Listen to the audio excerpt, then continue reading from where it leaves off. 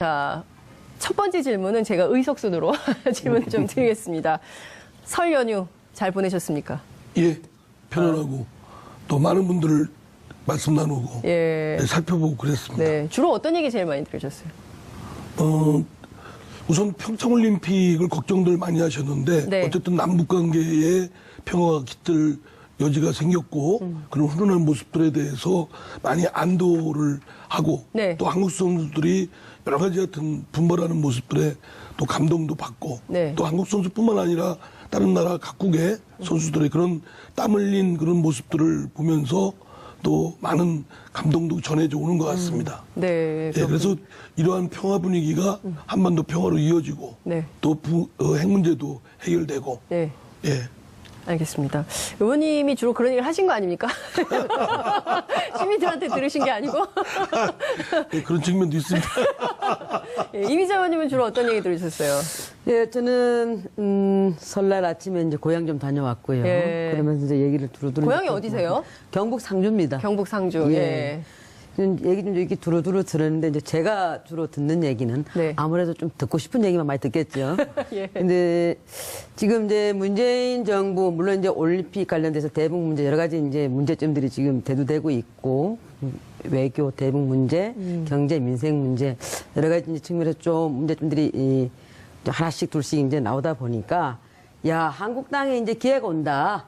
민심이 돌아오고 있다. 한국당 정신 차려라. 예. 그래서 제가 이제 이번 설 그 민심들을 대중가요로 한마디 딱 표현하면 네. 더불어민주당은 아니 벌써 이게 소통이 안 된단 말이야. 예. 그리고 이제 바른미래당 같은 경우에는 아리송해. 어제 한 말이 아리송하다. 어제 한 말이 아리송하다. 한국당은 예. 미워도 다시 한번. 아. 저 그렇게 정리하도록 하겠습니다. 예. 야, 제가 섭외할 때 우리 이미자 의원님께서 솔직하고 재밌는 게 장점이다 하셨는데 진짜 그런 것 같은데요. 다음번엔 요 세 곡을 노래를 한번 제가 부탁을 드릴게요. 네. 우리 이상도 의원님께서는 주로 어떤 얘기 들으셨습니까? 네, 저는 뭐 지역구 의원은 아니기 때문에 다만 제가 사는 지역에 네. 과거에 이제 국민의당에서 같이 했던 뭐 지역위원장 뭐 등등 좀 몇 사람 또 만나게 됐죠.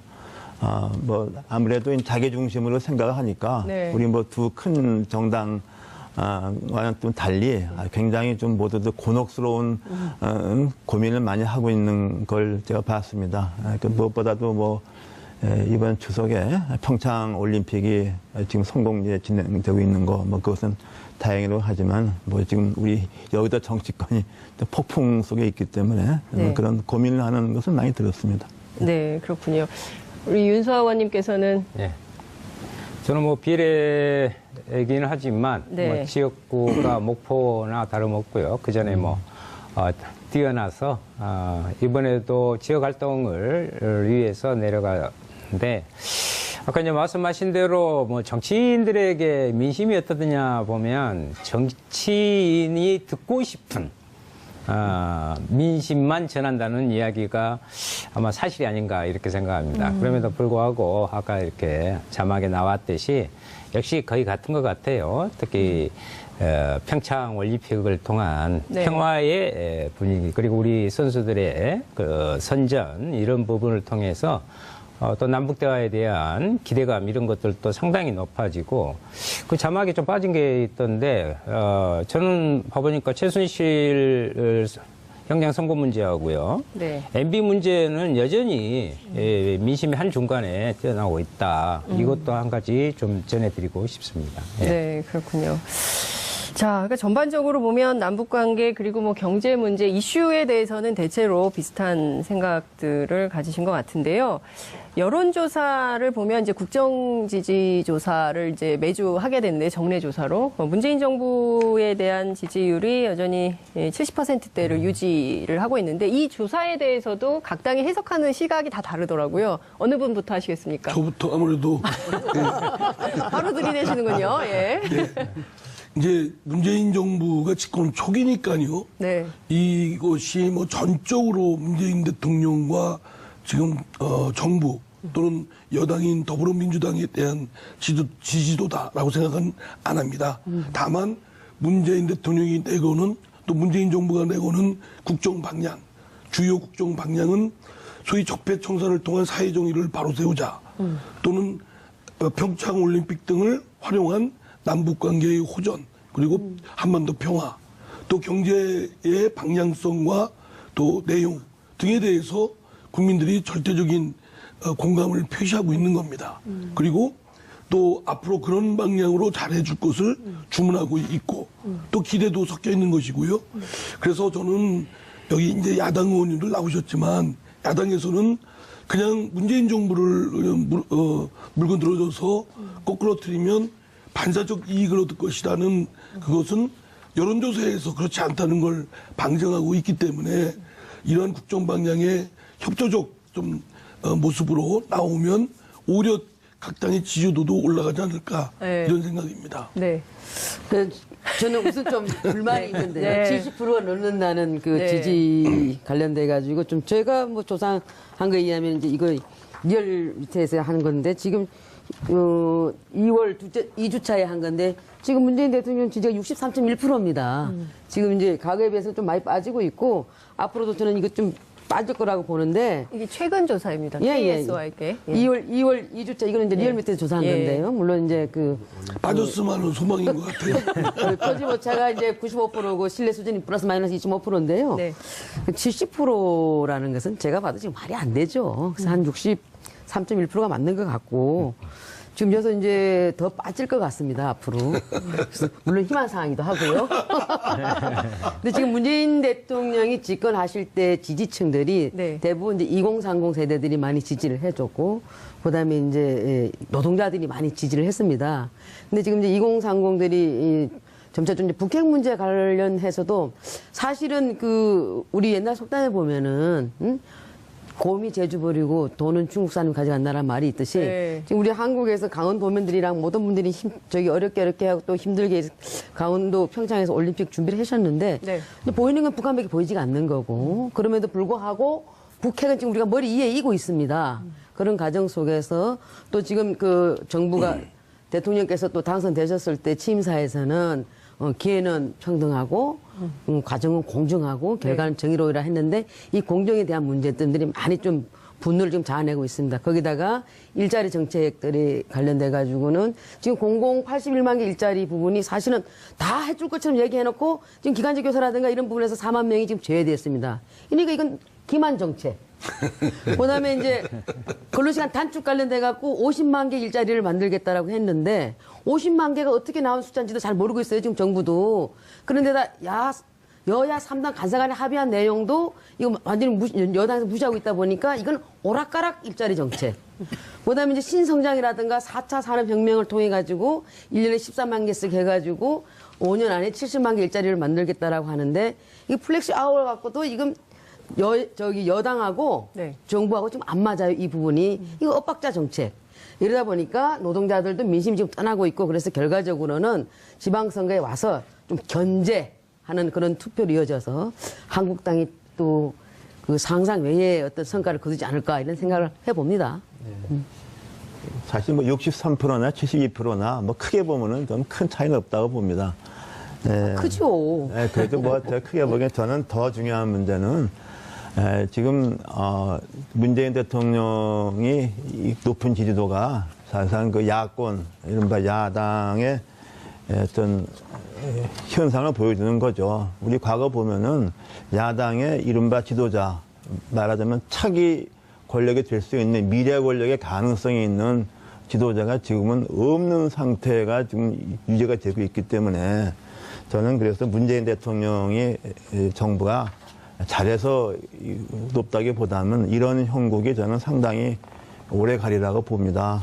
그래서 또 하나는 뭐 집권 초기보다는 부정평가가 많이 늘었는데 그것은 뭐 부정평가가 늘었다기보다 초기에는 부정평가를 답할 사람들이 아예 응답을 안 했다가 지금 와서는 이제 좀 부정평가로 응답을 하는 이런 측면도 있습니다. 그러나 저러나 저는 뭐 어차피 대통령제가 한번 들어서면 5년 가는 거기 때문에 좀 이런 여러 가지 상황을 좀 잘 감안해서 대통령과 집권 세력이 민심을 살피는 이런 정책을 좀 폈으면 합니다.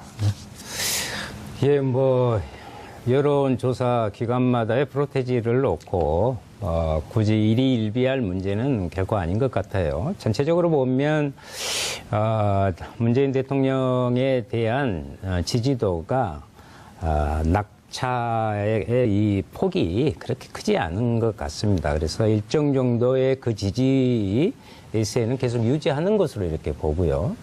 근데 거기서 좀 특기할 만한 것이 아까 이제 이미자 의원님께서도 말씀하셨는데 거기에 대비해 보면 딱 이 시점에 MB 정권 박근혜 대통령 이때는 24% 50대 후반이었다는 것도 한번 곁들여서 말씀드리고 싶고 여기서 중요한 항목이 하나가 MB에 대한 구속 찬성률이 74.7%가 됐다는 거예요. 그래서 저는 이 부분에 대해서는 정치개혁을 계속해야 된다라는 요구가 여전히 있고요. 또 하나는 정상회담 찬성률 같은 77%가 찬성률을 보였거든요. 이것은 남북 대화를 이 분위기를 계속 이어가라는 대단히 그 민심이 정확히 좀 반영되고 있다라는 점을 좀 우리 주의 깊게 볼 필요가 있고 여기에 따른 저는 정부 여당의 책임성도 있다고 봅니다. 그래서 정치개혁과 남북 대화에 대한 보다 책임 있는 그런 것들을 지금 요구하고 있는 것도 동시에 살펴야 된다 이렇게 봅니다. 네, 지금 그 좌우 두 분씩 앉아 계시는데요. 약간 좀 분위기를 업하고 여기도 굉장히 진지하게 정책을 말씀해 주시는 것 같아서 평소답지 않으세요. 이상돈 의원님하고 윤수아 의원님께서 좀 더 띄우셔도 의원님께서 계셔서 제가 그래요.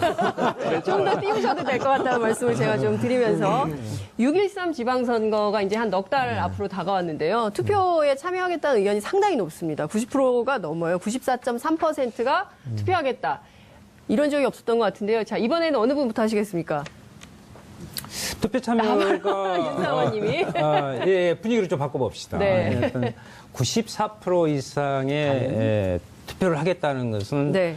원래 이제 실투표율보단 그간에 보면 더 실투표율은 낮지만 보통 이 정도 뭐 많이 나오면 80% 정도 투표 의향을 나타내는데 94%. 그 중에서도 한번 유심히 살펴보니까 20대 투표율이 94% 투표하겠다라는 네. 부분들은 역시 그 촛불 그 시민혁명의 하나의 한가운데 있었던 그 청년들이 아직 정권 교체는 됐지만 정치 교체가 제대로 됐느냐 지금 정치 현실을 보면 거기에 대한 요구 그래서 직접 참여로서의 이 정치를 바꿔 가야겠다라는 요구 그다음에 또 하나는 민생에 있어서도 젊은 층의 특히 청년들의 일자리 문제라든가 이런 것들이 반영된 적극적인 참여 의사의 결과가 아닌가 이렇게 생각합니다. 네, 그러니까 촛불혁명이 아직까지도 지방선거까지도 영향을 미치는 것 같다 이런 말씀 주셨고요. 이상돈 의원님 바로 이어서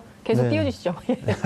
아마도 이미자 의원께서는 네. 이렇게 높은 참여 열기가 뭐 정부에 대한 뭐 심판 열기다 이렇게 말씀하실 것 같은데 사실상 이 여론조사 이런 가지고서 이 아전인수로 이렇게 얘기하는 것도 뭐 좀 우습죠. 하나 여하튼 간에 이 지방선거는 전통적으로 좀 투표율이 낮았는데 그렇죠. 일단에 이렇게 투표를 많이 하겠다는 것은 좋은 현상입니다.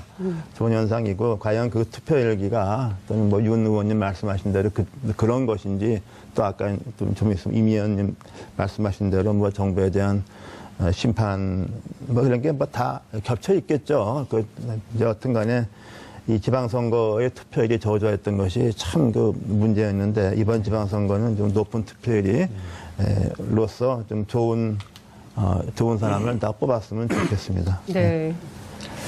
예, 지금 투표를 하시겠다고 답변하신 분들이 94.3%라고 하는데 정말 이걸 투표를 안 했으면 하는 마음이 아니 그게 아니고 지금은 과거하고 달라서 과거에는 투표를 적게 할수록 보수가 유리하고 투표를 많이 할수록 진보가 유리하고 지금은 그런 것 같지도 않습니다. 꼭 그런 것 같지도 않고 지금 어쨌든 간에 이제 여당은 어떤 형태로 간에 심판을 받는 겁니다. 1년이기 때문에 심판을 받는 게 될 테고 또 야당도 여기서 열심히 잘하지 않으면은 꼭 이렇게 뭐 야당 한국당이라서 지지해 주는 건 아니거든요. 또 바른 미래당도 있고 다른 당들이 있기 때문에 그래서 이제 정말 93.4% 정도의 우리 국민들이 그렇게 열망을 갖고 있다는 것 아마도 이제 개헌 문제도 있을 수 있고요. 여러 가지 이제 문제점들이 이제 있으니까 이제 하겠다라고 하는데 뭐 어쨌든 94.3%가 투표하시겠다는 얘기는 어쨌든 심판하겠다는 얘기를 저는 받아들입니다. 네. 현 정부에 대한 심판도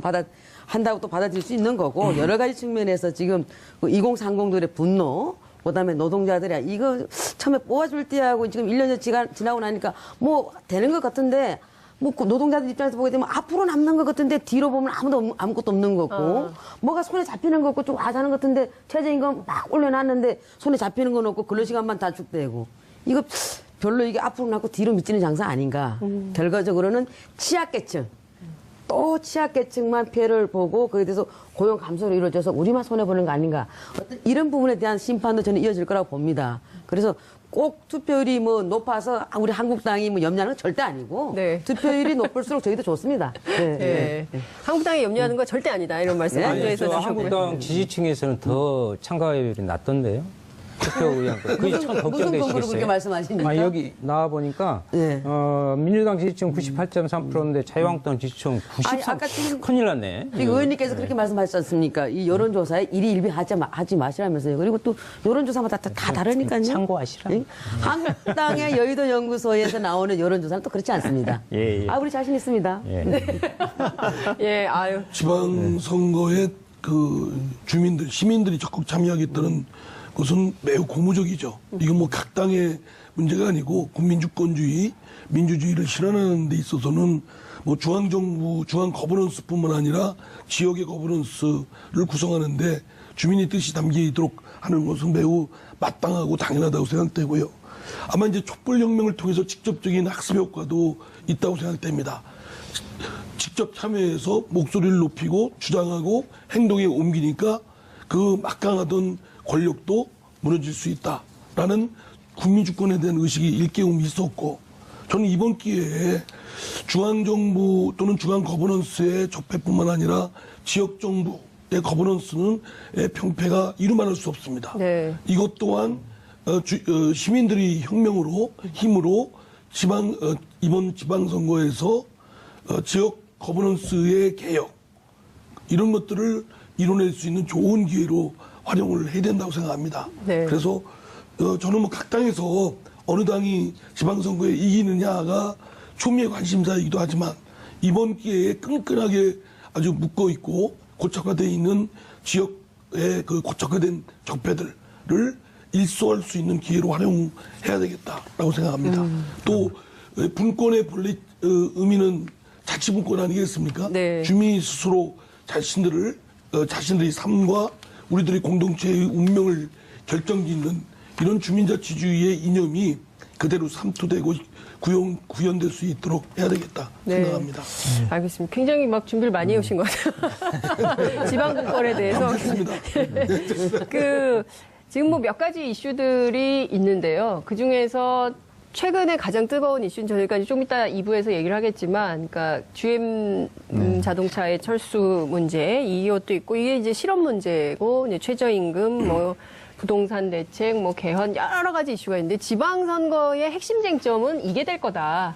예. 그리고 또 하나 제가 여쭙고 싶은 것은 지방선거에서 이렇게 선거하면 항상 이렇게 영호남이 갈리는데 이번 선거는 어떻게 될까? 이것도 중요한 관전 포인트 중에 하나입니다. 이번 선거가 이제 과거와 같은 이런 고식적인 것이 좀 다른 결과가 나오겠죠. 특히 광역자치단체장은 아무래도 뭐 거대 정당이 유리하다고 봐야죠. 소선거가 한 명 뽑는 거기 때문에. 그러나 이제 기초단체장, 특히 이제 광역 의원의 뭐 비례대표도 있지 않습니까요? 네. 그 다음에 이제 기초의원 같은 경우에 이제 선거구제가 뭐 3명인데도 있고 한 경우에 아마도 양당 이외에 다른 정당 후보들이 아마 기초의회에는 상당히 이번에 많이 진출을 하지 않겠는가 저는 생각하고 있습니다. 네, 네. 그런 것이 좀, 말하자면 아까 말씀하신 대로,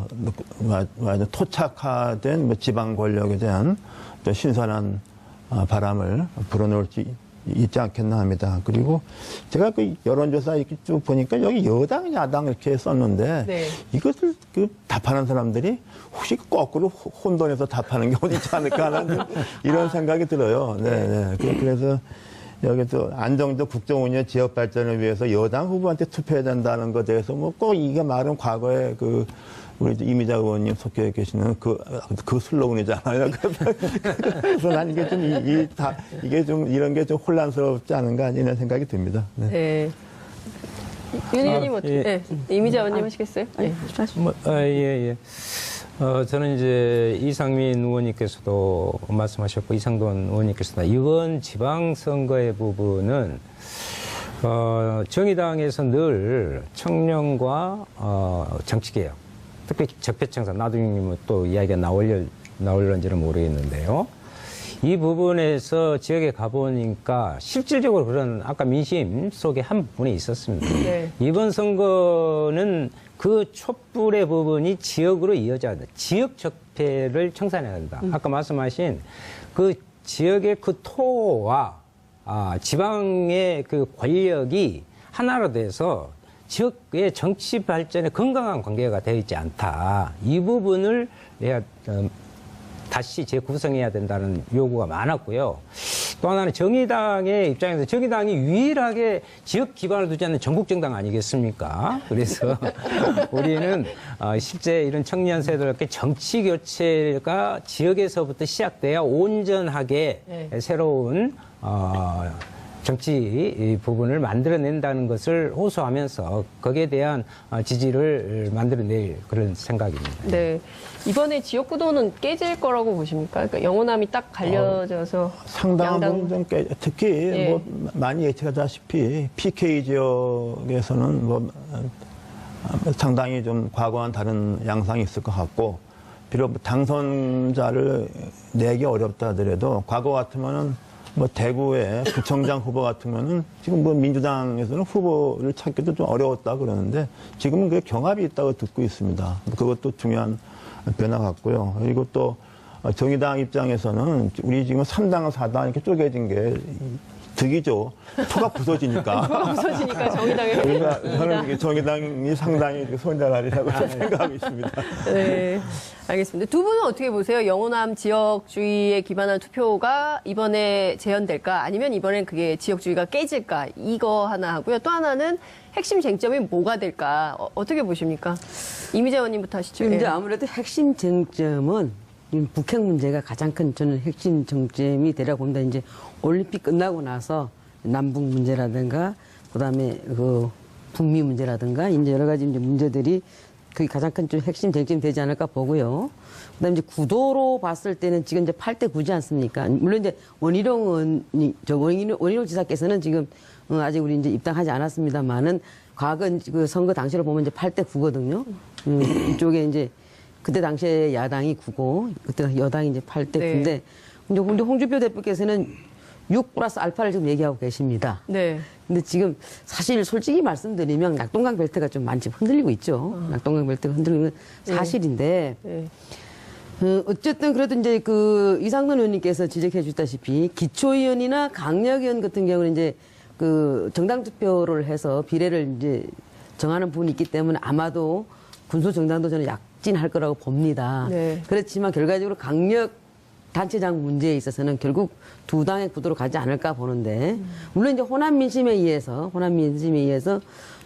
민주평화당이 이제 어떻게 이제 약진할 것인가 이제 그거는 이제 변론을 보더라도 결과적으로는 거대 그 여야 더불어민주당하고 양당으로, 예. 자유한국당 체제로 갈 거다. 여기서 이제 우리 당도 반성해야 될 점들이 많이 있죠. 이제 그런 부분들을 좀 반성해 나가면서 간다라고 한다면 6+알파는 될 수 있다. 어떤 부분을 좀 반성해야 된다고 생각하세요? 자유한국당이. 예, 지금 이제 저희가 뭐 여러분들도 잘 아시다시피 이제 저희가 뭐 심판 받았지 않습니까? 네. 그래서 이제 정권도 내주고 그런 과정 속에서 여러 가지 우여곡절 속에서 이제 새 집을 짓겠다라고 했을 때 새 집을 짓는 데 있어서 털을 닫고 문을 내고 이런 과정에서는 사공이 많으면 배가 산으로 갑니다. 그래서 이제 당 대표에게 모든 이제 그 힘을 몰아줬죠. 당 대표께서 알아서 할 수 있도록 이제 그 당은 당규도 교체하고 당 대표한테 힘을 몰아줘서 그래서 이제 다졌습니다. 다져놓고 이제는 조직도 필요하고 미장도 필요하고 목수도 필요하고 철근도 필요하고 다 같이 힘을 모아고 탁탁탁탁 싸가지고 이제 빨리빨리 집을 이제 만들어야 되는데 여기서 이제 그 힘을 모아야 될 이 단계에서 이 부분에서 여기서 또 다시 이 목수도 필요 없고 저기 뭐 미장도 필요 없고 그러면 석가래 누가 올립니까? 예. 그래서 이 부분에서 우리 당이 좀 똘똘 뭉치면 6+알파가 나올 수 있겠다. 예. 그래서 이것도 우리 내부적으로 좀 우리는 좀 반성해야 될 부분이 있다라는 말씀을 드립니다. 내부의 결속에 문제가 좀 있다. 아니 내부 이제 결속 더 다지면 좋겠다. 예. 그런 말씀을 드립니다. 제가 볼 때는 뭐 홍준표 대표가 계셔가지고 기초공사 자체부터 좀 문제가 큰 것 같아요. 제가 보기에는. 홍준표 대표가 기초공사 잘합니다. 아주 기초공사 잘합니다. 하여간 저희 그 더불어민주당으로서는 홍준표 대표가 아주 좀 반가워요. 아주 아픕니다. 좀 한 10년 좀 이렇게 당 대표로 있었으면 그거 좋겠다 너무 싶고. 너무 지나치신 거 아닙니까? 저 지금 여기서 말하는 거 보셔야 되겠습니까? 10년 아니 그리고 이제 제 말씀 드릴게요. 이번 지방선거의 쟁점은 또 쟁점이 돼야 된다고 생각하는 건 지금 말씀드린 대로 여러 말씀들이 있었듯이 지역사회의 고착화된 그 모순 구조, 적폐 이거를 일대 쇄신하는 네. 혁신하는 그런 계기로 돼야 되고 그런 이슈를 발굴해야 된다라고 생각되고요. 또 하나는 지금 문재인 정부가 정치 구조에서 보면 여소야대 매우 취약한 구조입니다. 집권 초기고 많은 촛불혁명으로 통해서 민심이 요구한 그런 사항들이 많은데 이를 추진하려면 정치적 리더십이 굳건해야 되지 않겠습니까? 네. 놓여있는 환경은 취약하고 따라서 지방선거 때 문재인 정부가 당초 국민들이 요구한 촛불 민심 사항을 잘 실행할 수 있도록 뒷받침해주는 계기가 되지 않을까 네. 생각합니다. 그 핵심 쟁점이 어떤 것이 될지는 좀 이따가 다시 또 얘기를 해보도록 하고요. 어쨌든 이제 지역 구도가 많이 깨질 거다라고 전망을 하시는 걸로 저희가 좀 이해를 하고, 자유한국당의 경우에는 지금 낙동강 벨트가 흔들리고 있는 게 사실이다 이런 말씀도 주셨습니다. 평창올림픽 얘기를 좀 해봐야 될 것 같아요. 아, 지금 저기 사진 네. 그 넘어가기 전에 네. 아니 저기 그 의원님 사선 의원씩이나 되시면서 그 말을 하시면 어떻게 말씀 그렇게 아니, 하세요? 10년 했으면 좋겠다. 10년. 아니 남은 당 대표한테 그렇게 막 대놓고 말씀 그렇게 하시면 어떡해? 이제 부실공사를 너무 정말. 많이 예? 하신다는 그런 말씀이시죠. 아이 지금 기초를 튼튼하게 잘 닦아놓았다니까요. 구조자 성격으로서. 이건 우리 당 대표한테 그것도 무리한 거 아닙니까? 제가 말씀드리면요, 저 홍준표 대표 그 지난번 대선에 큰일 한 겁니다. 그 그럼요. 인정이 저기 돼요. 그렇게 말씀 그렇게 함부로 하시면 안 돼요. 자, 지금 질문이 좀 하나 들어온 것 같은데요. LWK0820님께서 이상민 의원님 대전시장 출마하시냐는 질문이 들어왔습니다. 예. 아이스 브레이킹. 하고 싶습니다. 네, 하고 싶습니다. 시장을 네. 하고 싶습니다. 하고 정말 싶다. 얼굴이 일대 빨개지셨어요, 쇄신. 지금. 네. 좀 지역에서 많이 쌓여 있는 것들이 네. 곳곳에 있거든요. 인사 문제든 지역사회 끌어가는 것이든 네. 한번 기회를 주시면 좋겠습니다. 그래서 지금 출마하신다는 얘기를 처음 하시는 것 같은데요. 출마 이 자리에. 선언은 안 했고요. 출마는 안 하고 싶다는 할 자신 의지만. 있습니다. 알겠습니다. 근데 여기서 평창 이 대목에서 네. 저기 그 지역 적폐를 말씀을 이제 막 하시거든요. 네. 지역 적폐 말씀하시는데 지금 민주당 그 소속 그 단체장들이 더 많습니다. 그래서 그 지역 적폐는 똑같이 있던 거예요. 우리한테만 그 적폐 하지 마시고. 네, 지역 적폐라는 것은 특정 정당뿐만이 아니라 그렇죠. 전체적으로 우리 다 얘기하는 그 것이고요. 지역의 특별하게. 지방자치의 원취지가 정치권들의 자기들의 이해관계에 의해서 너무 고착화되고 맞습니다. 그로 인해서 지역 주민들에게 진짜 그 민생에 올바른 답을 내용을 놓고 잊지 못한 켜켜이 쌓은 저는 그것이 또한 적폐라고 보는 거예요. 사회적 적폐입니다. 맞습니다, 그거는. 예. 네. 동의하시니까 넘어가도 되겠죠. 아니 그러니까 그 지역 적폐하면 마치 한국당 32분. 적폐가 아니고 네. 지역 적폐 아니 한국당만 적폐라고 한 적은 없기 때문에요. 지방 정부 자체가 예. 새로운 도전 이런 게 필요하다는 취지고 지금 32분 53초 지나고 있어서 평창 올림픽 얘기를 좀 해야 될 것 같습니다. 이제 이번 주 일요일이 폐막식입니다. 벌써 이방카가 오죠. 그래서 또 한 번의 큰 의전이 있을 걸로 보이는데요. 어쨌든 지금 핵심은 앞서 이제 의원님 말씀 주신 대로 비핵화 문제 그리고 남북 정상회담 문제, 한반도 평화 안정 뭐 이렇게 좀 되는 것 같습니다. 큰 틀에서 좀 이 상황 좀 어떻게 보시는지 어느 분부터 하실까요? 제가부터 먼저 예. 할까요? 당초 평창올림픽 몇 개월 전만 해도 제대로 열릴까 또는 북한의 위협으로 인해서 참가국들이 급격하게 감소됨으로써 평창올림픽의 실패까지도 이렇게 예견했던 상황이었습니다. 네. 그러나 이제 막상 평창올림픽이 열리고 그를 계기로 많은 그 올림픽 유사일에 아주 최대 많은 국가들이 참여를 하고 또 많은 선수들의 그 분발하는 모습을 보면서 감동을 느꼈고 특히 남북관계의 화해, 평화 이게 깃들 여지가 생겼고 그럼으로써 이제 한반도 평화를 비롯한 인류 사회의 평화를 할 수 있는 계기가 됐다. 그래서 결국 문재인 대통령이 말하는 우리 대한민국이 주도한 한반도 평화 그리고 세계의 평화를 이룩하려면 또 핵 문제를 해결하려면 지금 우리가 좀 더 주도적으로 나서야 되겠다. 그리고 미국은 좀 더 큰 강대국 아니겠습니까? 그래서 강대국으로서의 인류에 대한 책무도 있는 만큼 좀 더 좀 겸손하게 또 이런 인류 평화를 이루는 책무를 함께 협조해서 좀 이뤄내야 되겠다. 이런 것들을 우리 정부가 주도적으로 설득하고 공감시키는 노력을 좀 해야 된다고 생각합니다. 네. 이미자 의원님 하시죠. 예. 예, 저는 지금 이제 한마디로 그 올림픽 보면서 평창올림픽을 보면서 이제 뭐 모두 발언에서도 말씀드렸다시피 제주는 곰이 부리고 중국 사람이 돈을 가져간다라는 그 속담처럼 우리 온 국민이 열망하는 그 평창올림픽이 그 김여정과 현송월이 내려옴으로 인해 가지고 북한만 남아있는 그런 올림픽이 아니었나. 그래서 결과적으로 우리가 얻은 건 뭔가. 그 다음에 이제 이 평창올림픽이 끝나고 나면은 북한과 미국 사이에서 대한민국이 좀 끼어 있습니다. 끼어 있는 속에서 지금 우리가 뭐 미국이 어떤 그런 좋은 이웃이다, 나쁜 이웃이다 이렇게 할 것이 아니고 다 각자 자국의 이익이 있다 보니까 그 속에서 우리가 어떤 스탠스를 취해야 될까 된 많은 문제들이 있죠 지금. 그다음 지금 그 북한은 뭘 했습니까? 8일날 건국절 열병식을 땡겨서 했지 않습니까? 그죠? 땡겨서 한 건 아니고요. 매년 하던 거죠. 아니, 매년 하던 건데 네. 날짜를 좀 땡겨서 했지 않습니까? 4월달에 하는 것을. 변경이 된 거죠. 그렇죠. 변경이 올해만 한 얘기하면 건 변경이고 네. 저는 땡겨서 했다 이렇게 생각합니다. 이제 그래서 이제 각자 생각하는 게 다르니까 네. 그렇죠? 그런데 거기 보면은 그 신형 300mm 방사포라든가 230mm 방사포, 그다음에 또 그 신형 단거리 전술 탄도 미사일을 이렇게 딱 과시했지 않습니까? 거기 어디를 겨누고 있습니까? 대한민국을 겨누고 있습니다.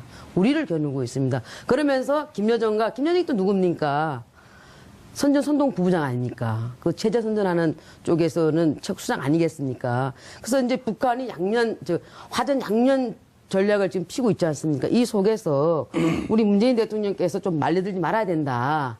그래서 어떻게 보게 되면 지금 뭐 정상회담 하자라는 그 카드를 갖고 왔는데 그게 뭐 그쪽에 북한의 김정은이야 그걸 쓰고 싶겠지만은 그게 정말 우리 대한민국 국민들의 어떤 그 국민적 합의도 이루어지는 부분도 있겠지만은 대통령께서도 그렇게 말씀하셨어요. 우물에서 숭령 창는 격이라고 말씀하셨는데 그건 잘 판단했다고 생각하고요. 네. 그런데 지금까지 계속 또 숭령을 찾자고 했던 건 문재인 대통령이었는데 그나마 지금은 좀 정신을 좀 중심 잡으신 것 같아서 다행이다라는 생각하는데 우리에게 총을 겨누고 있는데 우리가 칼 갖고 싸운다고 되겠습니까? 그래서 앞으로 이 부분에 대해서는 좀 더 심각한 문제가 되고 이 부분 가지고도 지방선거까지 저는 쭉 갈 거라고 봅니다.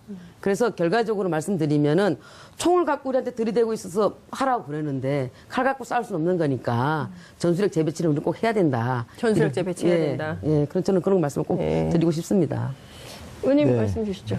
물론 이미자 의원님 걱정하시는 것도 뭐 충분히 다 이해할 수 있습니다. 그러나 과거 이제 다른 역사를 볼 것 같으면은 특히 80년대 그 로나ल्드 레이건 대통령 당시에 미소 간 긴장이라는 것은 뭐 3차 대전이 일어날 것 같은 위기를 느꼈어요. 그리고 계속 미국 행정부가 대수와 강경책을 했지만은 그러나 그 임기 말기에 그 핵무장 그 중거리 포괄적 핵 폐기 그 협정을 체결했지 않았습니까? 그래서 보면은 항상 좀 이게 좀 한번 이렇게 대립되다가 어떤 임계점을 넘게 되면은 또다시 대화를 하고 이런 걸가 뭐 국제 관계에서는 좀 늘 그래 왔습니다. 현재 물론 우리나라 국민 아까 여론조사에서 77%가 뭐 정상회담을 찬성한다 그러지만은 그냥 제가 보기에도 우리나라 유권자들이 약 3분의 1 정도는 아까 이미자 의원님 말씀하시는 그런 데에 대한 우려와 관심을 갖고 있습니다.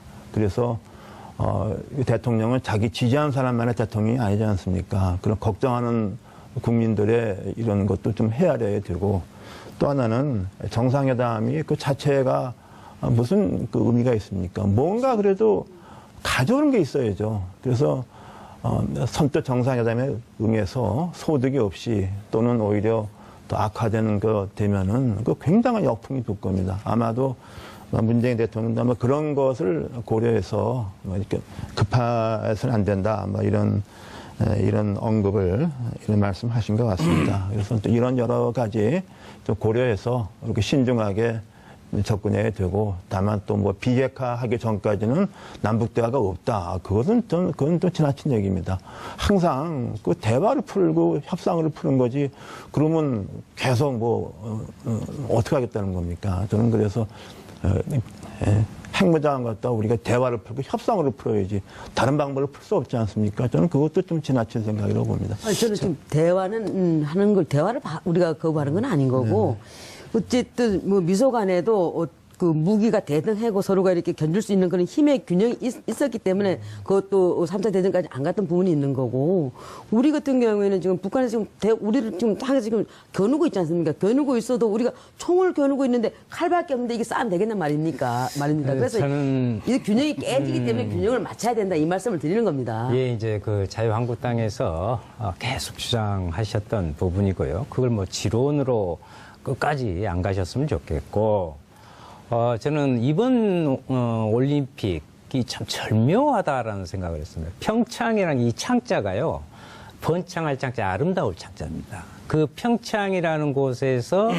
그 서론에서 평화의 그 봄꽃을 우리가 피운 거잖아요. 이걸 소중히 좀 가꾸어서 잘 해나가되, 아까 이제 여건이 성숙돼야 된다. 그런데 이렇게 이야기를 하셨는데, 그것은 저는 속도 조절론을 이야기하신 거라고 저는 봅니다.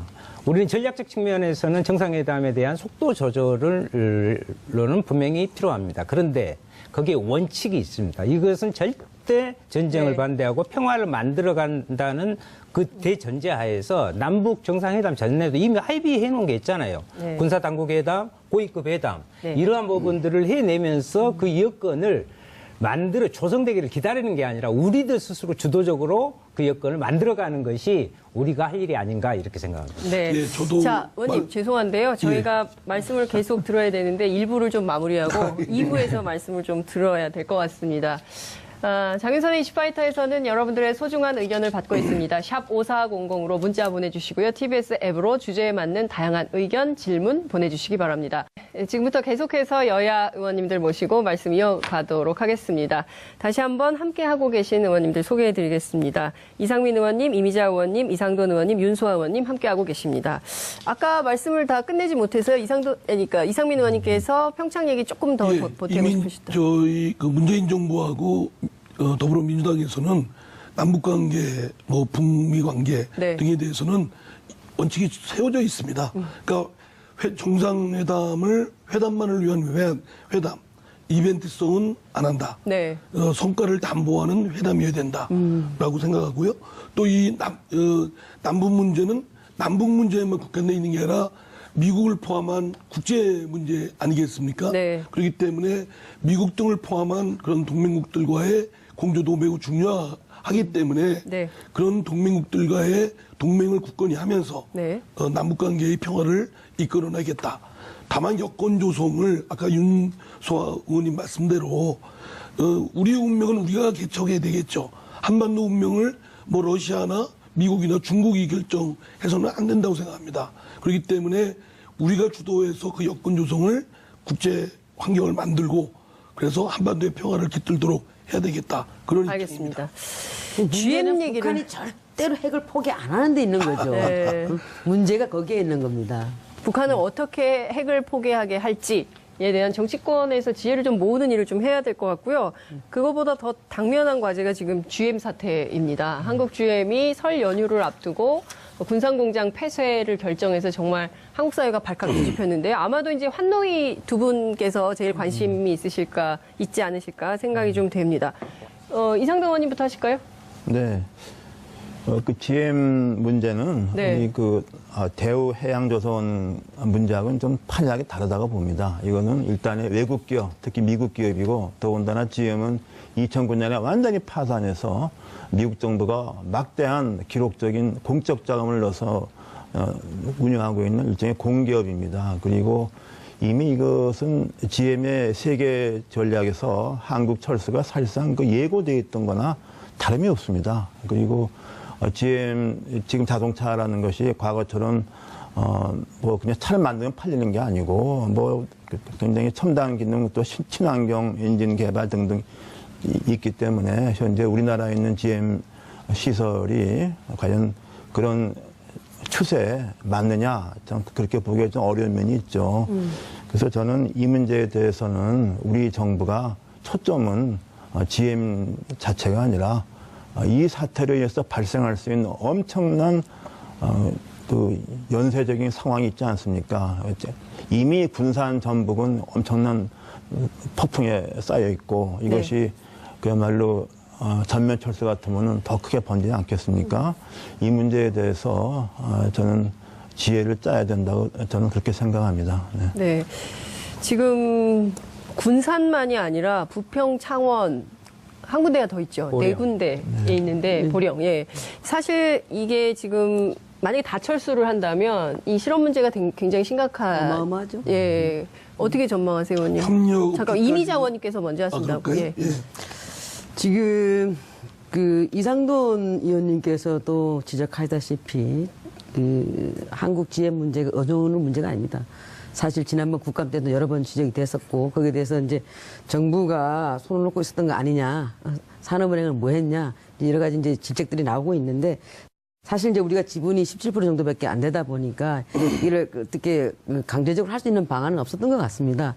그렇다라고 한다면은 지금 그 GM 사태가 뭐 노사 문제도 물론 노사 문제겠지만은 가장 그 주요 문제는 구조적인 문제입니다, 이게. 구조적인 문제가 여러 가지 이제 언론을 통해서도 많은 의혹들이 제기됐는데, 좀 제가 안타까운 것은 노동조합도 왜 그 가장 그 매출 원가에 대해서 민감하고 가장 파악을 잘할 수 있는 곳이 아마도 그 기업의 재무 담당 다음엔 노동조합이 아닌가 싶습니다. 노동조합 직접적으로 생산을 하고 이런 분도 알기 때문에 그러면 이런 구조가 이렇게 매출 원가 구조가 상당히 93%까지 올라갈 정도 될 때까지 노동조합도 같이 이 부분을 같이 했어야 되는 분들이 있는데 임금이라든가 어떤 뭐 성과 연봉이라든가 이런 데는 좀 관심을 갖고 했지만은 기업 구조 조정에 대해서는 좀 깊이 관여하지 못했던 분이 참 지금만 생각해보면 안타까운 분들이 있는 거고요.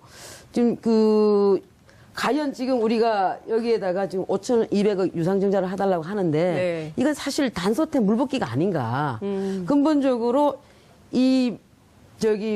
매출 원가 구조에 대한 어떤 투명성이 확보돼야 되고 거기서 구조조정이 이루어져서 어느 정도 이게 회생 가능성이 있어야 되는데 이제 혹자 전문가들이 이런 말씀도 하시더라고요. 지금 한 4년간 2조의 적자가 났던 부분을 갖다가 이 매출 원가만 기존의 동종업계 부분으로 줄여도 네. 3조의 흑자를 낼 수 있다라고 해요. 그럼 5조가 왔다 갔다 한다는 거 아니겠습니까? 근데 결과적으로 이제 구조적인 문제가 되다 보니까 GM 본사에서 많은 좀 이익을 채우고 우리 한국 GM에서는 사실 해가 그쪽에다가 구조적인 문제를 인해갖고 오히려 그쪽만 살찌운 거 아닌가라는 그에 대해서도 저는 좀 어느 정도 동의를 합니다.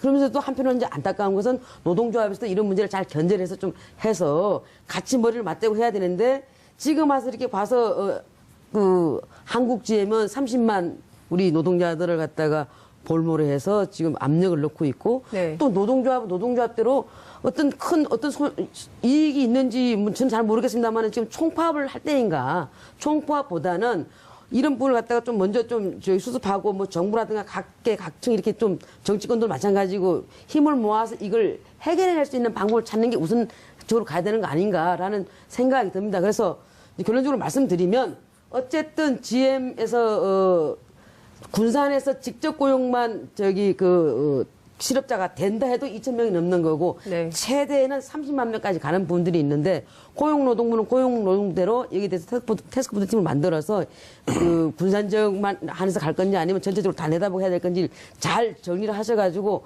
노동자들이 어떤 이 겨울에 한대로 나가지 않도록 고용 위기 관리 지역이 됐든 아니면 고용 재난 지역이 됐든 간에 빨리 조사를 해가지고 여기에 대한 종합적인 검토를 해야 될 부분이 있고 네. 산업은행이나 그다음에 또 그 산자부나 이런 데서 너무 지금 저기 회의했던 분들이 있습니다. 지금 5,200억 좀 주려고 만작 그래갖고 그렇게 일시적 땜빵으로 할 생각하지 마시고 정확하게 이 부분 다 해야 되는 거고 그다음에 5,200억이라는 국민 혈세가 들어갈 때는 국민적 합의가 있어야 되는 겁니다.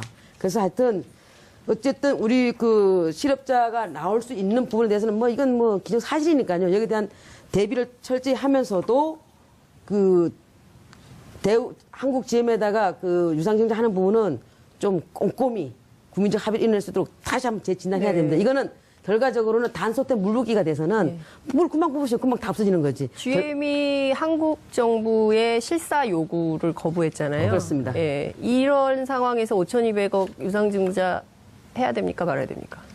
지금 이제 정부는 그걸 지금 실사를 해서 자기들이 네. 하겠다라고 뒤다보는데 만약에 GM이 그 고산업 실종 보지 않습니까? 한국 GM이 그걸 만약에 거부한다라고 한다면 이거는 이제 국민적 그 감정이 굉장히 이제 분노로 치닫는 거죠. 네. 그렇죠? 이상민 의원님 어떻게 보세요?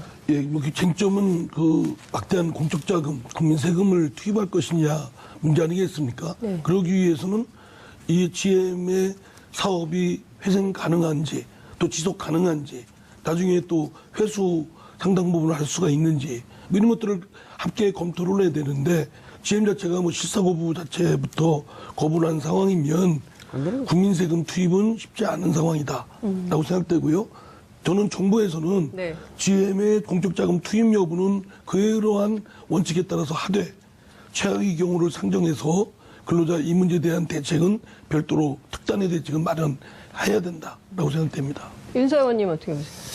저는 그 기본적인 상도이도 없는 글로벌 기업이라고 할 수가 명칭을 붙일 수가 없습니다. 무슨 말씀이냐면 아니 설 명절 바로 앞두고 아까 노동자 말씀하셨는데요. 정말 노동자의 일자리, 그 지역 경제를 볼모로 해가지고 일방적인 통보 방식. 실제로 노동자협에서 아무 통보도 받지 못했고 정부도 합당한 거기에 대한 사전에 아주 정제된 그런 내용들을 다 같이 못한 가운데서 15일 이내에 내놔라 하는 것은 그 자체에 대해서 저는 국민적 오히려 분노가 많이 크다 이런 말씀을 좀 먼저 드리고요. 어떻게 보면은 뭐 뉴 GM이라고 이야기하면서 2009년 이후 특히 금융위기 2008년 금융위기 이후에 새롭게 미국에서 공적 자금 해가지고 살려놓은 부분이 있는데 이것을 상습적으로 해왔다는 것이 문제가 있습니다. 2016년을 한번 봐봅시다. 영업이익이 예를 들면 적자가 5,200억 정도 났는데 거기에다가 돼가지고 R&D 부분에서 6천억 이상을 본사에 보냈단 말이죠. 그리고 2조 7천억이라고 그러는데 거기에다가 이자를 세상에 5에서 7%, 처음에서 7% 받았습니다. 고리대금업자 아니겠어요, 이거? 그 자기 본사에서 자기 한국 GM에 그런데 이번에 이제 5%를 내렸지만 이러한 것을 통해서 봤을 때는 GM에 대해서 우리가 명확하게 정부에서 먼저 경영 실사를 정확히 하자. 지금 116개의 자료 제출하라니까 6개 많은데 산업은행에서 손 놓고 있단 말이죠. 금감은 뭐 하고 있는 건데요. 그래서 이번만큼은 안 내놓으면 세무조사까지 해서 일단 무엇이 어떻게 잘못된 건지 그 원인을 그래서 그러면 우리가 정부가 나서면 회생 가능성과 지속 가능성이 있는 것인지를 냉정하게 살펴보고 거기에 대한 협의를 해내는 것이 필요하지 지금 당장 그렇게 막무가내식으로 겁박하는 이런 모습은 오히려 국민들을 불안하게 할 뿐만 아니라 분노를 살 것이다 이렇게 봅니다. 근데 이거를 트럼프 대통령이 좀 특이하게 해석을 하셨어요. 네. 그 한국을 떠나서 디트로이트로 오고 있다.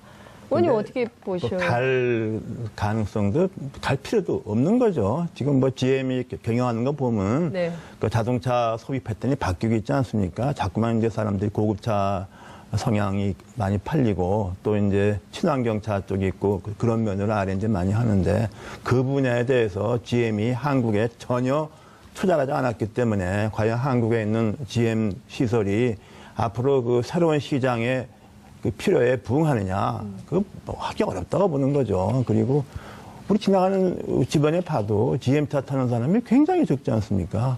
국회에도 몇 대 냈는지 모르겠어요. 국회 몇 대 있습니까?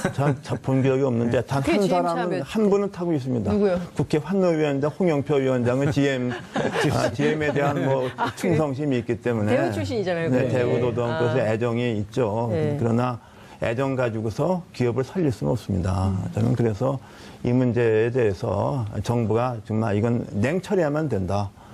그래서 우리 국민 세금 가지고서 좋은 일 할 것 같으면은 일단에 좀 근로자와 또 협력업체들이 좀 소프트 랜딩 할 수 있도록 도와주는 게 낫지. 저는 뭐 이거 대우해야 한 것도 우리나라 기업도 아니고 네. 첫 번째로 저 고마워지도 않습니다. 도와줘도. 미국 네, 절대로. 공기업이라는 거죠? 미국의 구조조정하는 거 보면요. 아까 뭐 말씀하셨는데 무섭습니다. 뭐 잭 웰치 유명하다 그러지만 뭐 피도 없는 상도이가 경영한 없다. 거죠. 우리 말씀하신 거 보면 이건 인간도 아닌. 근데 그러니까 우리가 좀 그걸 이해해서 네. 우리 외국 기업이다 하는 거 그래서 우리가 좀 이번 결정할 때 고려해야 된다고 봅니다. 네. 결과적으로는 이제 GM이 중국이나 북미 쪽으로 해갖고 사업을 재편해서 가겠다는 겁니다. 그리고 이제 한국에서 철수해서요. 아니 이제 저기 대우 그 GM에 네. 아니 저 GM에 원래 그 보면 이익이 나지 않는 것은 지금 이상돈 의원님께서 말씀하다시피 뭐 아주 냉정할 대로 정리하지 않습니까? 그러면은 이제 중국이나 북미 쪽으로 사업을 재편하고 한국에 이런 데서는 철수하겠다는 게 그림인 것 같아요. 맞아요. 그리고 이제 우리가 여기서 이제 뭐 GM에서 잘 응하지도 않겠지만 아까 윤수아 의원님께서도 뭐 지적하다시피 106개 중에서 6개밖에 안 내고 있다는 것처럼 여기서 이제 우리가 해줘 본들 지금 당장 급하다고 해서 해줘 본들 제가 볼 때는 호주꼴 나지 않나 싶습니다. 그래서 냉정하게 지금 우리 노동자들이나 우리 근로자들에게 우리가 어떻게 해야 될 것인가 대해서는 고용노동부에서 따로 태스크포스 팀을 만들어갖고 따로 여기에 대해서는 대책을 세워야 되는 거고. 실업 이건 문제는 좀, 따로. 네. 실업 문제는 우리가 좀 따로 해야 되는 부분들이 있고 여기에 네. 대해서 좀 냉정하게 좀 가야 될 부분이 있다. 네. 이렇게 이제 말씀드릴 수 있겠습니다. 알겠습니다. 그러니까 지금 부실 원인 정확하게 따져서 할지 말지, 공적자금 투입할지 말지를 좀 해봐야 된다 이런 말씀 주셨는데요. 이어서 최저임금 얘기를 좀 해봐야 될 것 같아요. 최저임금이 많이 올랐죠. 최저임금 인상에 대해서 주변에서는 주로 좀 어떤 평가들이 나오던가요? 이상민 의원님은 좀 들으신 거 있으십니까? 예. 이제 최저임금을 반기는 분들도 계시고 네. 또 기업 운영하는 분 중에도 최저임금 마땅히 뭐 이거는 방향은 맞다. 다만 이제 자영업 하시는 특히 음식점 네. 하시거나 또 그동안에 했던 저임금으로 이렇게 할 수밖에 없었던 그런 영세 사업자의 경우는 실제로 좀 많은 어려움을 호소는 합니다. 다만 이제 저희 민주당으로서는 이게 지금이 이제 시작된 것이기 때문에 최소한 한 1년은 좀 지켜보자, 실현하자. 네. 여기서 후퇴할 수는 없는 거 아니겠습니까? 그래도 지금 상황이 4인 가구 최저 생계비도 181만 원인데 최저임금으로 계산을 한 달 내내 일해서 받는 돈이 157만 원이에요. 말하자면 생계비에도 턱없이 부족한 최저임금을 받고 생활할 수밖에 없는 상황이기 때문에 이거는 생존 자체, 생계 자체를 최소한 보장하기 위해서도 필요한 것이고 좀 더 나아가서는 이제 이런 것들이 축적이 되면 구매력이 향상이 될 테고 구매력 향상에 따른 소비 증가 또 기업의 투자 네. 다음에 이로 인해서 성장이나 일자리 창출 다시 소득 증가 이렇게 선순환의 생태계를 구축할 수 있다. 이때까지는 인내와 협력이 좀 필요하다고 생각합니다. 인내와 협력이 필요하다. 의원님 어떻게 보세요? 네, 지금 말씀하신 게 이제 소득 주도 성장을 또 압축적으로 말씀하신 것 같은데 거기에 대해서는 또 뭐 그렇지 않다고 보는 학자도 많이 있습니다. 그래서 이제 이렇게 물론 임금 많이 주고 그러면 좋죠. 좀 좋은데 과연 우리 한계 기업들이 이걸 감당할 수 있느냐? 또 일각에서는 어차피 이 최저임금 가지고서 한계 기업을 뭐 도태시키는 계기가 된다 이렇게까지 말한 사람도 있는데 그건 좀 너무 지나친 거죠. 지나친 예.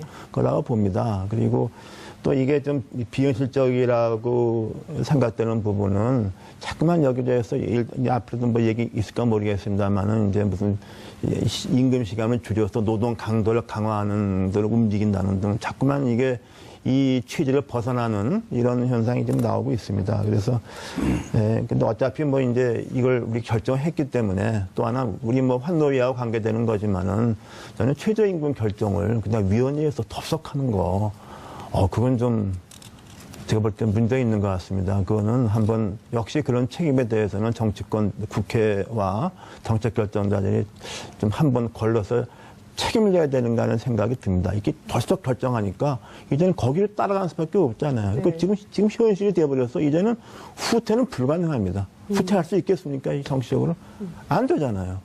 그러니까 이제 어차피 우리가 이제 급격하게 이렇게 했는데 이것을 좀 이제는 뭐 비판하는 것에 그치지 말고 좀 정착을 시키는 방향으로 좀 지혜를 모아야 한다고 생각하는데 지혜를 모으는 것도 쉽지 않다고 봅니다.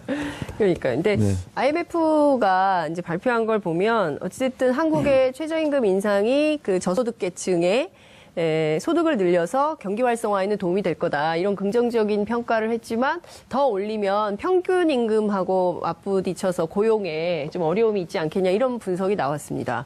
근데 지금은 잠깐만요. 지금 의원님 평균 임금에 이의자 의원님 그냥 하시겠어요. 평균 조금만 할게요. 네. 평균 임금에 가까워졌다 이거 걱정할 때가 아니라 네. 아까 말씀드린 대로 최저 생계비도 네. 미치지 못하는 턱없이 부족한 아주 저임금 근로자 가계의 그런 생계를 걱정해야 될 처지고 여기에 좀 더 이제 경제적 기대 효과를 기대한다면 아까 말씀드린 대로 종전보다 좀 낮았으니까 네. 소비 창출되고 투자 증대되고 그리고 이제 일자리 창출되는 걸 기대하지만 사실은 그런 기대 효과를 거두기에는 그 최저임금의 현재 수준도 낮은 거죠. 윤서연님 먼저. 그 전에 뭐 같은 노동 문제와 연결돼 있기 아까 한 말씀 드리려다가 네. 2,000명의 직접 고용 노동자들, 그 가족들, 그리고 한 130여 개 정도, 한 10,000명 정도 된 군산의 한국 GM에 대해서는 네.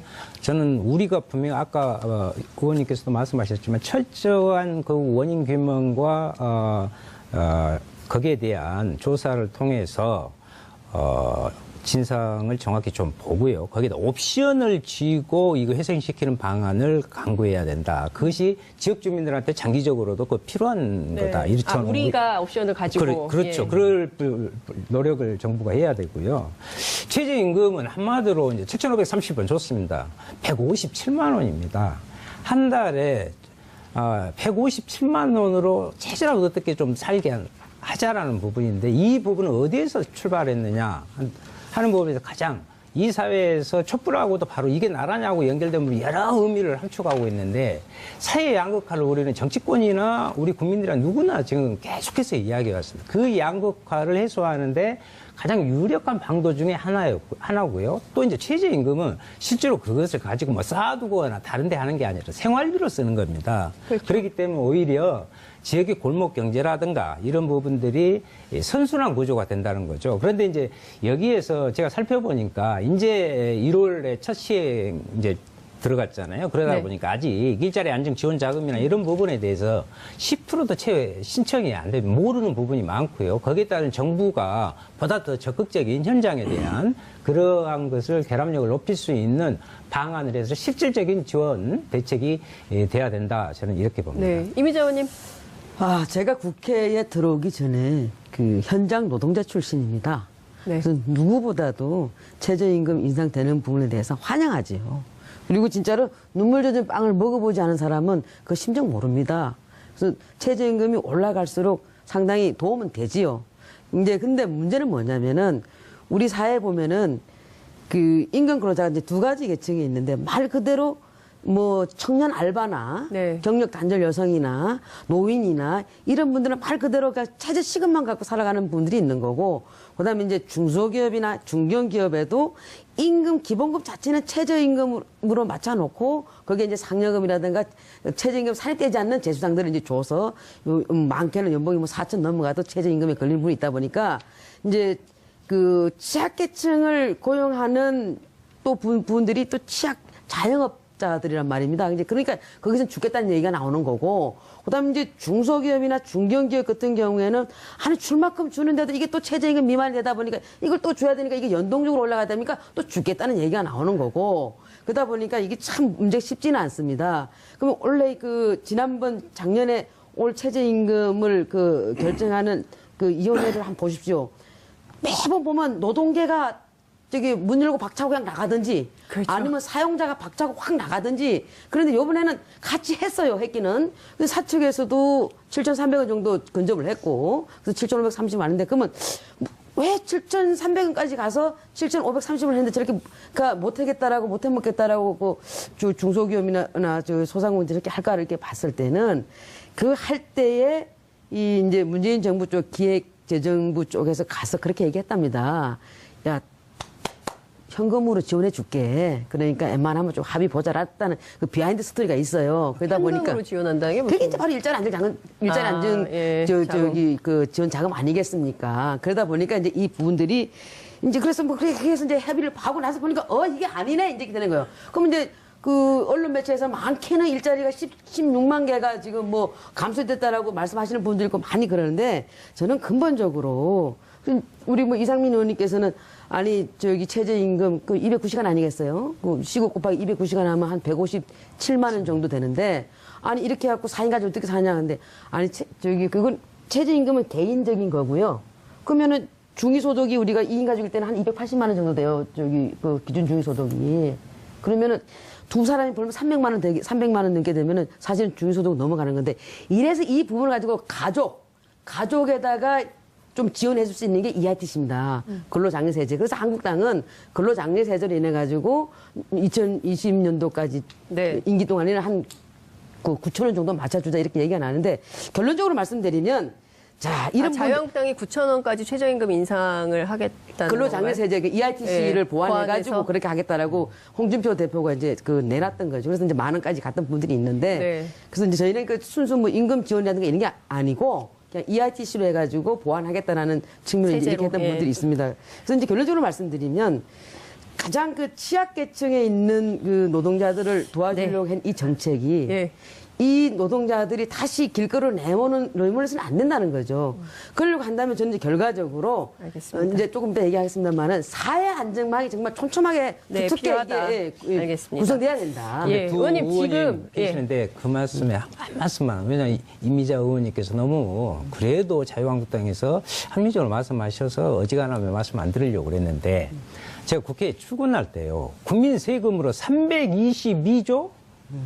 아니, 그래서 나는 그 산출법이 어떻게 나왔는지, 그것을 최저임금을 그렇게 정쟁의 도구로 자유한국당에 삼지 않았습니까? 그래가지고 저도 몰랐어요. 나중에 살펴보니까 322조 밑에다가 조그맣게 2050년 까지 320. 저는 이 최저임금의 절절한 모습을 그렇게 정쟁의 도구나, 그러한 부분을 사용하는 것은 한 말씀만- 제1야당으로서 올바르지 않는 아니, 부분입니다. 말씀하셨으니까 이제 제가 말씀드리겠습니다. 저희 그 한국당이 우리도 노동자들에게 서민 중산층을 위하는 정당으로 저희도 이제 다시 거듭 새로 태어나고 있지 않습니까? 저희도 그 최저임금 관련돼 가지고는 그 방향성에 대해서 반대하는 건 절대 아닙니다. 단지 지금 이제 일자리 자연지원금을 풀어도 이런 부분들이 이제 해소가 안 됐을 경우에 이제 우려하는 부분들이 있는 거지, 저희는 절대로 그거에 대해서 뭐 방향성을 반대하는 그렇지는 않습니다. 저희 옛날에도 가뭄이 들고 뭐 장마지고 해서 백성들이 배고프면 원님 국간에 다 풀어 했습니다. 뭐 이것저것 따질 때가 아닌데, 네. 지금 이 최저임금제도 아주 최악에 놓여 있는 그 노동자들 가게 여기에 이런 조그마한 것이나마 네. 좀 지원하겠다 이런 뜻이고요. 저는 시작한 지 얼마 안 됐습니다. 갖고 있는 아마 걱정들은 심리적 저항감일 거라고 생각됩니다. 네. 저는 그래서 좀더 지켜보자. 이거에 대한 기대 효과 또는 어떤 부정적 효과를 계량적으로 좀 증빙이 확실히 된 다음에 이를 평가를 하고 여러 가지 수정 보완이 필요하다고 보는데, 그러려면 최소한 1년은 네. 지금 정책을 하고 계량적인 측정 결과를 내놓고 얘기해야 된다. 알겠습니다. 그냥 무조건 비판하고 부정적 영향을 지적하는 건 옳지 않다 생각합니다. 알겠습니다. 지금 시간이 많지 않기 때문에 약 9분 정도 남아 있어서요. 묶어서 좀 하나로 여쭤봐야 될 것 같아요. 이제 앞에 저희가 이제 지방선거 얘기를 하긴 했습니다만 지방선거만 하는 게 아니고 이제 개헌 투표 할 거냐 말 거냐 이게 좀 쟁점으로 걸려 있고요. 그리고 또 2월 국회 빈손 국회 되는 거냐 물론 이제 오늘 합의를 하신 것 같아요. 점심 무렵에 한 12시 정도에 합의안이 나와서 어쨌든 국회는 정상 가동되게 되는데 2월 국회에서 어떤 법안을 통과시킬 수 있는 거냐 이런 게 쟁점이 좀 되고 있습니다. 두 개를 묶어서 같이 말씀을 좀 나누면 좋을 것 같습니다. 자 우선 여당이신 예. 지금 초미의 그 묵전의 국회의 과제는 개헌입니다. 개헌. 빨리 개헌을 합의를 내서 국회 단일화를 만들어 가지고 국민투표에 지방선거에 지난번 작년 대선 때 각 후보 당들이 약속한 국민투표에 붙여야 되거든요. 그러려면 지금 전진적으로 합의될 수 있는 부분을 빨리 추리고 거기에 쟁점들을 정리해서 네. 합의된 게 있다면 빨리 합의된 대로 합의 안 된 거 있다면 미뤄서 이상돈 의원님이나 저는 개헌특위에 참여를 했습니다. 쟁점이 거의 정리됐습니다. 합의될 수 있는 거 없는 거가 정리됐기 때문에 정파간에 결심만 쓰면 전 국민투표 이번 6월 지방선거에 함께 붙일 수 있다. 네. 그 노력을 좀 특히 자유한국당에서 홍준표 대표가 좀 적극 전향적인 자세를 보여야 된다고 생각합니다.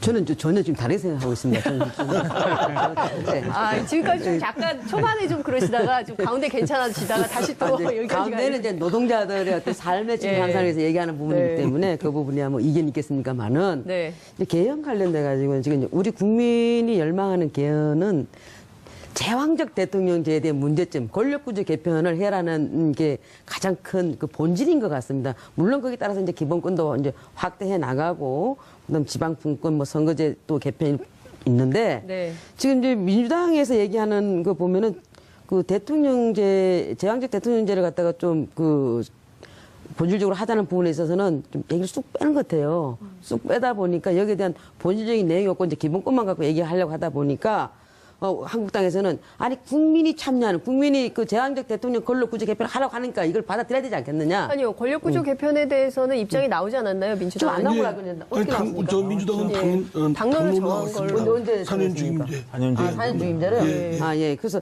저는 이제 우리는 국민이 참여하는 네. 국민에 의한, 네. 국민을 위한. 예. 그래서 저희는 이제 그 권력 구조 관련돼가지고 이제 뭐 이원 집중부제를 갖다가 이제 뭐 가장 그게 이제 좀 뭐 얘기들이 많이 나오는 것 같은데 아직 저희는 이게 정해지질 않았습니다. 그래서 자유한국당의 당론은 아직 정해지지 않다. 않고 이제 저희가 한 22일경에 이제 그 22일. 예, 예. 내용을 이제 다시 논의한다는 얘기를 듣고 서둘러셔야 될것 있습니다만은 같아요. 그래서 네. 어쨌든 그 부분은 또 국민들이 어떤 부분을 원하는가도 저희가 또 잘 또 소통을 해야 되는 부분도 있어요. 네. 근데 이제 문재인 대통령은 아예 그냥 못을 박아놓고 지방선거에 하겠다라고 못을 박아놓고 그냥 막 밀어붙이다 보니까 이거는 문재인 대통령에 의한, 문재인 대통령을 위한, 문재인 대통령 밀어붙이기식 아니. 이 저기 그 개헌으로 몰아가다 보니까 이제 한국당에서는 이제 좀 불편한 거죠. 그래서 몰아가는 게 아니고 그래서 저희는 작년 대선 때 각 당 대선 후보들 아니, 정당이 그래. 공약으로 내걸어서 아니, 그렇다 문재인 하더라도 대통령이 공약을 지키기 위해서 지금 그 해야 됩니다. 그 모르는 아니, 게 문재인 대통령 공약은 문재인 대통령 공약인 거예요. 아니 홍준표 문재인 당시 대통령이 후보도 공약을 지금 문재인 내걸었어요. 대통령 그럼 예를 들어 최저임금 만 원, 20년까지 이제 만약에 그 전부 다 그 강요들도 안 된다라고 하면 그 다시 아니, 고쳐야 노력을- 된다고 하는데 그럼 그러니까. 그거 지킬 겁니까? 아니 그러니까 노력을 아니 해야죠. 그리고 그죠? 예. 어쨌든 그 부분에 있어서 우리는 그 어쨌든 그 제왕적 대통령 권력 구조를 다시 개편해서 대화를 해서 우리 안 내고 나면 그다음 민주당하고 또 얘기를 해야 되고 국회에서 중심돼서 가야 된다는 부분에 저는 이제 말씀을 드리는 거고요. 이제 그 자, 네, 그 정도 하시고 이상돈 의원님. 예. 저 개헌의 말씀이죠. 지금 정부 형태를 바꾸는 것은 이제 안 됩니다. 개헌이라는 것은 사실상 우리 국회 내에서 제정파 간에 합의가 없으면 안 되는 거기 때문에 사실상 저 정부 형태는 사실상 그 희망사항이고 이게 좋다는 이상향이다 그런 것이 일단 안 된다고 보고요. 그리고 헌법 소문과 기본권 같은 것도 그 급격하게 고치는 것에 대해서는 또 많은 사람들이 그 부정적으로 보는 게 많습니다. 그래서 대통령 그 자문위원회에서 낸 것 같은 그런 서문이나 기본권 조항 같은 것도 이게 국회 동의 어렵고요. 네. 다만 되는 게 뭐냐? 헌법이 87년에 만들 때 잘못 만든 부분이 있어서 운영하기가 문제가 있는 것들이 있어요. 예. 대표적인 게 헌법재판관 재판소장 구성 요건, 예. 대법원장이 대법관을 추천해서 하는 네, 맞습니다. 그거. 그 다음에 이제 우리 지방자치조항이 지방분권. 너무 그 형해화되어 있는 예. 거, 그거. 그 다음에 이제 87년 때 좀 잘못된 게 군인군속에 대한 이중배상 금지, 예. 또 뭐 대통령 유고실에 60일 같은 거, 이게 또 대통령 유고당해고 60일 배랑 가능은 못합니다. 등등등. 네. 우리 절실한 거 해서 좀 공유될 수 있는 것만은 저는 가능하다고 봅니다. 그래서 국회에서 우리 개헌 토론 보면은 거기에 대해서 이론이 없는 게 제가 말씀드린 그런 부분이에요. 네. 그것만 고르면 저는 개헌이 가능하다고 봅니다. 이것을 크게 키우면요. 안 되는 거죠. 그러니까 최소화해서 할 수 있는, 최소화해서 그렇죠. 네. 공유할 수 있는 부분들만 묶어서 하면 된다 이런 네, 말씀 네, 주셨고요. 네. 윤선 의원님. 예, 이제 뭐 다행히 국회가 정상화 된다고 하니까 거기 주문을 하고 있어요. 우선 지금 각종 민생 입법이 지금 2월에 빨리 좀 처리가 돼야 될 부분인데 그 중에 또 하나가 저는 왜 민주당과 자유한국당이 이 부분에만큼은 이렇게 한 마음으로 이렇게 잘 하시는지 모르겠어요.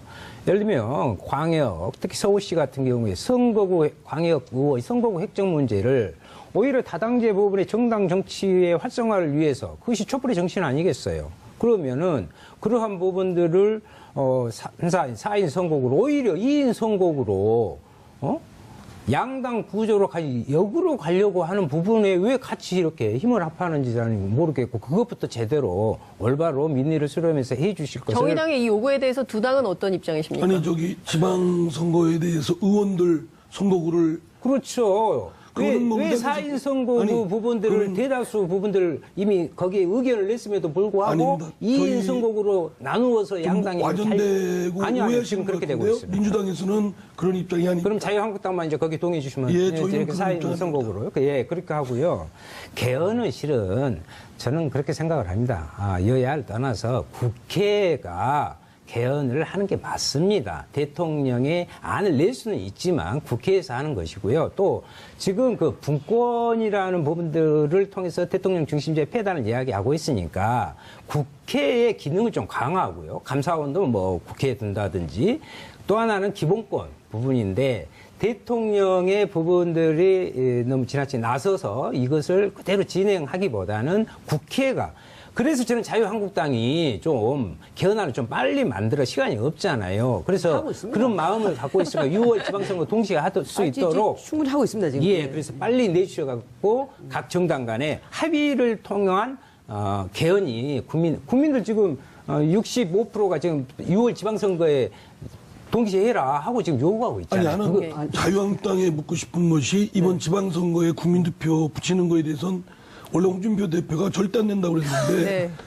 그러면 입장이 바뀐 겁니까? 국민투표 하겠다는 개헌 문제가 이게 못을 박아놓고 이렇게 할 수 있는 부분이 아니지 않습니까? 아니 무슨 박아놓고 해야죠. 그리고 어렵습니다. 그리고 예. 지금 심사숙고해서 국민의 뜻을 잘 받들어서 해야 되는 부분들이 있는데 이것을 막 대통령 공약상이라고 해서 못 박아놓고 번개불에 콩 떠서 이렇게 하면 안 된다는 거죠. 번개불에 콩 먹은 적 없습니다. 그리고 아니, 대통령이 작년에 아까 충분히 말씀하셨다시피 아니 의원님 작년에 개헌 특위가 1년 예, 1년 넘게 가동했어요. 그리고- 전국 각지를 돌아다니면서 국민들의 의견을 수렴을 했고 네. 그리고 모든 부분들에 있어서 시민사회단체 더 좋은 안들도 근데 저희 만들었는데 안은 그건 자유한국당이 말씀드리지만 네. 저희는 제왕적 대통령제의 폐단이 많이 있으니 그래서 여러 번 그렇게 방법이 하겠다니까요. 아니, 그러니까 있다니까요. 그 권력 구조에 대해서 저희 당내에서 지금 의견을 수렴하고 있습니다. 그리고 이 부분에 대해서는 네. 거듭 말씀드리지만 알겠습니다. 문재인 대통령이 밀어붙이는 문재인 대통령을 위한 예. 문재인 대통령을 위한 견해에 대해서는 안 되고 국회의장 안 하니까. 국민을 위한 더 이상 할 수 견해에 없는 대해서는 안 하니까. 그리고 한